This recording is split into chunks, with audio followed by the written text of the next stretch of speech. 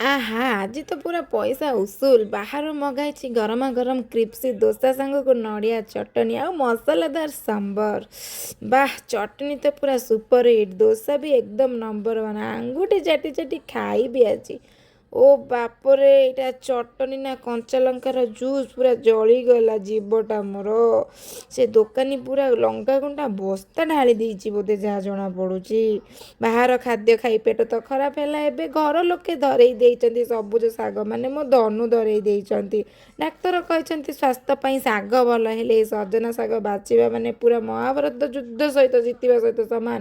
ଗୋଟି ଗୋଟି କରି ପତ୍ର ଛିଣ୍ଡାଇ ମୋ ଭାଗ୍ୟ କି କଷ୍ଟ। ତାପରେ 3 ଘଣ୍ଟାର କଷ୍ଟ ପରେ ଏତିକିରେ ସରିନି, ଆଜି ପୁରା ଦିନଟା ଗ୍ରୀନ୍ ଡେ। ଶାଗ ପରେ ଏବେ ଅଟାରେ ପାଳଙ୍ଗ ଶାଗର ରୁଟି ହେଇକି ପୁରା ଟେଷ୍ଟି ସେଷ୍ଟି ନିଅ ଦେଖନ୍ତୁ ପ୍ଲେଟ୍ରେ ପୁରା ବହୁତ ହି ସୁନ୍ଦର ଦେଖାଯାଉଛି। ଭିଡ଼ିଓଟି ଭଲ ଲାଗିଥିଲେ ଲାଇକ୍ କରନ୍ତୁ, ଆଉ ଆପଣଙ୍କୁ ବାହାର ଦୋସା ପସନ୍ଦ ନା ଘରର ଶାଗ ରୁଟି କମେଣ୍ଟ କରନ୍ତୁ, ଆଉ ସାହୁ ବାବୁ ସାହୁଆଣୀଙ୍କ ଚ୍ୟାନେଲକୁ ସବସ୍କ୍ରାଇବ୍ କରନ୍ତୁ।